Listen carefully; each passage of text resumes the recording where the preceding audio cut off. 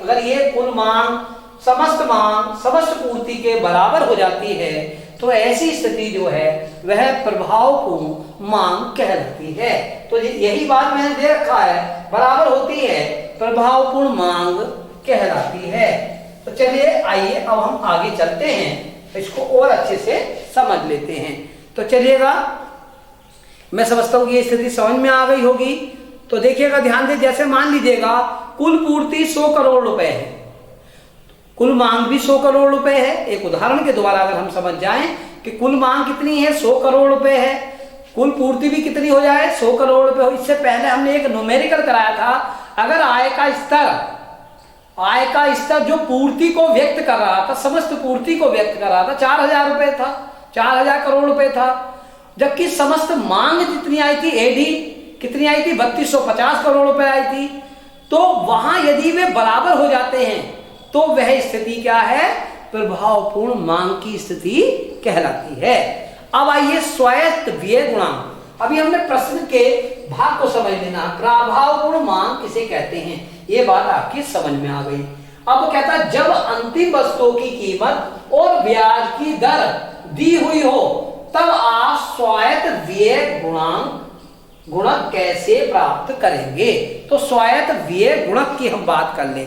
तो स्वायत्त व्यय गुणक ज्ञात करने के लिए अंतिम वस्तुओं के निर्गत के संतुलन मूल्य में हुई वृद्धि, अंतिम वस्तुओं के निर्गत के संतुलन मूल्य में हुई वृद्धि और स्वायत्त व्यय में प्रारंभिक वृद्धि को ज्ञात किया जाता है। यानी कि वस्तुओं के निर्गत के संतुलन में मूल्य में हुई वृद्धि और स्वायत्त व्यय में प्रारंभिक वृद्धि को ज्ञात कर लिया जाता है। प्रश्न के अनुसार अर्थव्यवस्था में अंतिम वस्तु के स्तर के निर्धारण के लिए अल्पकाल में हम अंतिम वस्तुओं की कीमत तथा ब्याज की दर को निश्चित मान लेते हैं। यानी कि हम क्या करते हैं कि अल्पकाल में हम अंतिम वस्तुओं की कीमतों को और ब्याज की दर को क्या मान लेते हैं, निश्चित मान लेते हैं। यानी कि ये ना बढ़ेंगी और ना घटेंगी। यानी कि अंतिम वस्तु की कीमतों को भी निश्चित मान लिया और ब्याज की दर को भी निश्चित मान लेते हैं। अर्थात अंतिम वस्तु की कीमत और ब्याज की दर में कोई परिवर्तन नहीं होता, इन्हें हम निश्चित मान लेते हैं। तब इस स्थिति में स्वायत्त व्यय गुणांक या निर्गत गुणांक एमपीसी के मान पर निर्भर करेगा। यदि एमपीसी का मान बढ़ेगा तो गुणक किस प्रकार काम करेगा और एमपीसी का मान घटेगा तो निर्गत गुणक का मान क्या होगा, ये मैं सूत्र के माध्यम से आपको बता रहा हूं। तो निर्गत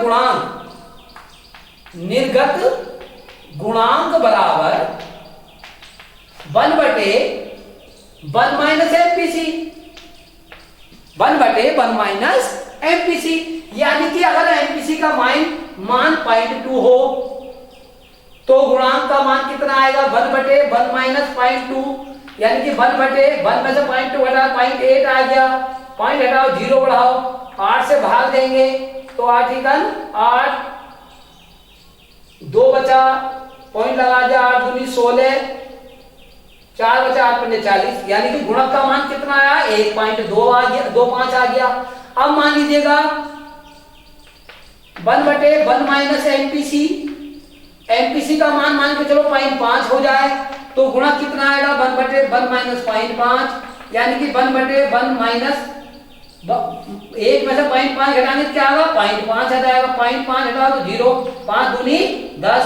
यानी कि गुणक का मान कितना आ गया, 2 आ गया। और यहाँ गुणक का मान क्या था, 2 से कम था। तो क्या निष्कर्ष क्या निकला, यानी कि जो स्वायत्त यानी कि जो निर्गत गुणांक है, जो स्वायत्त व्यय गुणांक जो है वह एमपीसी पर निर्भर करता है। यदि एमपीसी बढ़ेगी तो गुणक का मान बढ़ेगा और एमपीसी घटेगी, जैसे कि यहाँ 0.2 है तो गुणक का मान घटेगा। तो क्लियर हो गई बात। तो हम समझ सकते हैं कि यह एमपीसी पर निर्भर करता है। ठीक है, तो अब इसके बाद हम एक प्रश्न और डिस्कस करते हैं और जो कि इस चैप्टर का अंतिम प्रश्न है, उसको आपको ठीक से समझ लेना बहुत आवश्यक है। चलिएगा, बहुत ही मोस्ट प्रश्न भी है लेकिन उसको समझ लेंगे तो आसानी से आपको ये चैप्टर मैं समझता हूं कि समझ में आ जाएगा। और बहुत ही महत्वपूर्ण प्रश्न है, हालांकि कोई भी प्रश्न ऐसा नहीं होता चैप्टर में कि जो महत्वपूर्ण ना हो, लेकिन फिर भी आप उसे और अधिक महत्व देते हुए समझने का प्रयास करेंगे। हम प्रश्न है हमारा मितव्ययता। प्रश्न इस प्रकार आएगा, मितव्ययता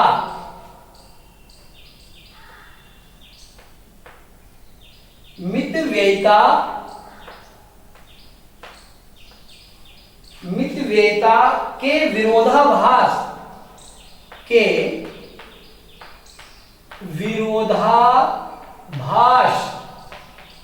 मितव्ययता के विरोधाभास की व्याख्या कीजिए, व्याख्या करो। तो इसे हम ऐसे भी लिख सकते हैं, ध्यान देंगे, मितव्ययता भी लिख सकते हैं, मितव्ययता ऐसे भी लिख सकते हैं, मितव्ययता का विरोधाभास। तो सबसे पहले हम यही बात इसमें समझने का प्रयास करेंगे, इसलिए मितव्ययता के विरोधाभास की बात की है। इससे आपको यह सीखने का अवसर मिलेगा कि किस प्रकार अर्थव्यवस्था जो है पीछे की ओर गति करने लगती है। इससे क्या होता है, देखो सामान्य बात समझेंगे। सबसे पहले सामान्य बात क्या है कि यदि कोई व्यक्ति व्यय करता है और यदि कोई सरकार व्यय करती है, तो इन दोनों के आय और व्यय में जो अंतर होता है, जैसे मान के चलिएगा फॉर एग्जाम्पल ए एक व्यक्ति है और बी एक सरकार है, ठीक। सरकार कैसे व्यय करती है, व्यक्ति कैसे व्यय करता है, यदि ये बात हम समझ जाएं तो मितव्ययता का विरोधाभास हम आसानी से समझ सकते हैं। पहले मैं इसको समझाऊंगा, फिर लाइन टू लाइन आपको जो है वो क्लियर किया जाएगा। तो देखिएगा, कोई भी व्यक्ति क्या करता है, उसकी जो आय होती है, आय के अनुसार व्यय करता है। समझ में आ गई बात? यानी कि व्यक्ति जो व्यय करेगा वो आय के अनुसार करेगा, यानी कि व्यक्ति जो व्यय करता है वो आय के अनुसार व्यय करता है, ठीक। यानी कि व्यक्ति कभी भी अपनी आय से अधिक व्यय नहीं करता। लेकिन सरकार जो व्यय करती है, सरकार व्यय के अनुसार आय प्राप्त करती है।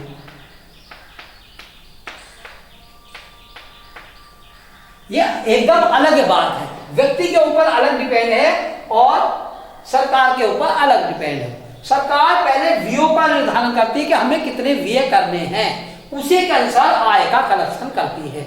अगर आय कम पड़ती दिखाई देती है तो टैक्स बढ़ा देती है, इनकम के साधन बढ़ाने का प्रयास करती है। यानी कि यहां पर हम देख रहे हैं कि व्यक्ति क्या करता है, व्यक्ति आय के अनुसार व्यय करता है। ये बात अपने दिमाग में हमें रखनी है, तब यह मितव्ययता का विरोधाभास हमारी अच्छे से समझ में आ जाएगा। आइए इसी बात को ध्यान में रखते हुए इसे समझते हैं। एक एक लाइन मैं क्लियर करता चलूंगा, तो चलिएगा, ध्यान देने की आवश्यकता है। देखिएगा, एक परिवार के संबंध में जो बात सही है वह अर्थव्यवस्था के संबंध में सही नहीं है। अभी मैंने बताया कि एक परिवार के संबंध में जो बात सही है वह आप अर्थव्यवस्था पे लागू नहीं कर सकते। क्यों? क्योंकि एक परिवार का व्यक्ति अपनी आय के अनुसार व्यय करता है, जबकि अर्थव्यवस्था में आय के अनुसार व्यय नहीं होता। अर्थव्यवस्था आय से भी अधिक व्यय कर सकती है। जब तक अर्थव्यवस्था अपनी आय से अधिक व्यय नहीं करेगी तब तक अर्थव्यवस्था तीव्र गति से विकास नहीं कर सकती। जबकि व्यक्ति अगर अपनी आय से अधिक व्यय कर रहा है तो उसका विकास नहीं होगा, उसका विकास अवरुद्ध हो जाएगा, ठीक। तो दोनों में विरोधाभास पाया जाता है। तो एक परिवार के संबंध में जो बात सही है वह अर्थव्यवस्था के संबंध में सही नहीं है। जैसे कि मैंने प्रश्न स्टार्ट करने से पहले भी आपको दो तथ्य समझाए हैं। एक परिवार की आय व्यय से अधिक होनी चाहिए। एक परिवार की जो आय है, परिवार की जो आय है परिवार की जो आय है वह व्यय से अधिक होनी चाहिए। व्यय से आय अधिक होनी चाहिए परिवार के संबंध में, जबकि यही कथन अर्थव्यवस्था के संबंध में सही नहीं है, क्योंकि किसी भी अर्थव्यवस्था की आय की तुलना में उसके समस्त व्यय अधिक होने चाहिए। अगर हम अर्थव्यवस्था की बात करें, यही बात यदि हम अर्थव्यवस्था की करें, तो अर्थव्यवस्था की जो समस्त आय और व्यय की अगर हम बात करें तो उसके समस्त व्यय आय से अधिक होने चाहिए।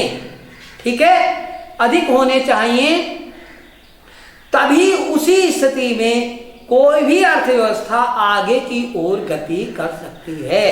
कोई भी अर्थव्यवस्था जो है कब गति कर सकती है? इस स्थिति में अर्थव्यवस्था आगे की ओर